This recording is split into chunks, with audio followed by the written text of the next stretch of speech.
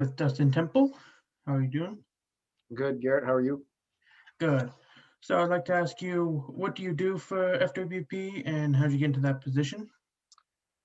So I'm the deputy director for Montana Fish, Wildlife, and Parks, and the deputy director is the primary executive officer, if you will, for the department. The director um, makes the bulk of the policy decisions at Fish, Wildlife, and Parks, but um, as it relates to implementation and advisement and certain decisions, the deputy director does a lot of that. Started my career at Fish, Wildlife, and Parks 17 years ago or so in IT. Kind of just kept moving into more and more responsible leadership positions. I have a background in finance as well as technology and became the agency's um, primary fiscal person here 4 or 5 years ago. And then most recently with Director Warsek's appointment, became the deputy director here in January. All right. And then with your position, how do you directly affect the Montana policy making? So a lot of the decisions that the department makes as it relates to natural resource management in the state, whether it be outdoor recreation, fees, licensure, access, any and all of those things. Most of those things, if they're not in an well-established program where the rules are clear and the decisions have essentially been made through an existing policy, those things generally end up on my desk. And so in some cases, the director has delegated the authority to make those decisions to me or to other members of the director's office. Or in a lot of cases, we will take an issue to the director. I'll be responsible for making a recommendation to him on a decision. And then once he makes a decision, getting that decision implemented and put on the ground throughout the state. And now I would like to move into talking about public and private land access and how each of them are affected by policies in Montana. So, I'll start with public land access. The depending on the land management agency involved, whether it be Fish, Wildlife, and Parks, Forest Service, BLM, those are the three primary public land management agencies in the state. FWP plays a role, certainly in controlling, access and activity on our own lands. We also are responsible for working with our partners, whether that be state partner like the Department of Natural Resources and Conservation, or a federal partner like the United States Forest Service or the Bureau of Land Management, helping them as it relates to FWP constituents, whether that be hunters, anglers, trappers, outdoor recreationists using those lands. So policies undertaken by the department in terms of law enforcement or access or activities that we license or permit directly affect how public land gets used within the confines of the state. All right. Thank you. And then for the use of, what was it? The use of the land, how would you uh, use the policies, implement them? Well, so, stepping back to your previous question a little bit, for private land access, the department has a number of programs that we run to try and facilitate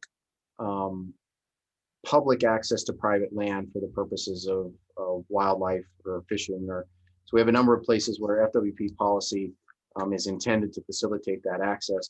As it relates to land use itself, where we get involved in, Forest Service planning, motorized travel, non-motorized travel planning, trail development, and then again, certainly as it relates to our own lands, where we keep those lands open or closed. A good example is, the game range system, where typically you'll see those lands like the Sun River Game Range out of Augusta closed during winter months to protect wintering elk so that they're not disturbed during the winter. So there's a variety of ways that Fish, Wildlife, and Parks affects actual activity on the land, both through licensure and rule, and some of the programs we want to facilitate access.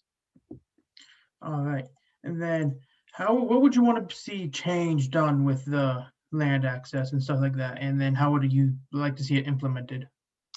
Well, I think that, there's an issue facing the state today about, particularly an overabundance of elk in certain parts of the state where a lot of those elk are found on private land, and the department needs to find ways to bring hunters and landowners together to facilitate access to those land to those elk in a way that private landowners feel honored and respected for their contribution to wildlife conservation, and hunters are able to access elk on those properties. As far as what the solution is to that, that's a tough nut to crack. We've been working on it for a long time.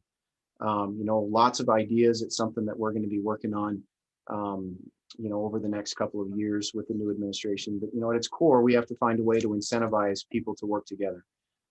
We have to incentivize landowners, and we have to incentivize hunters to each be willing to hear each other's points of view, and try and find places where they can have some common ground to facilitate a solution. All right.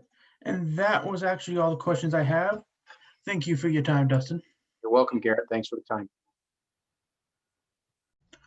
Alternate policies that I would like to see happen regarding public and private land access is the elimination of using private land to close off public land. What I mean by this is wealthy and large landowners buying up land around public land to close it off to public access to use it for their own personal gain and money. Another thing I'd like to go over is the increase of management to public and private lands to keep both open to the public. Looking at the BLM, which is done by organization on private land, is sometimes not treated the best by the people that use the land, which causes issues with keeping the land open and in the BLM program, as well as just general maintenance and care for public land that people have access to, as well as to increase the rates at which people have access to private lands, either for hunting or use of just recreation. And just like Dustin said, this has been an issue they've been trying to accomplish, but it is very hard to find a common ground for the public to use the private land and private landowners to give access to their land. And lastly, I would like to go over how there has been situations where trespassing has been used to gain access to public lands through private lands, using going over a fence or hopping a corner from public to public over a private section of fence, which can result in charges coming from the landowner. And I'd like to see changes brought about to see how trespassing is defined and dealt with by the officers and the landowners themselves. That is all I have today, so thank you everybody for watching.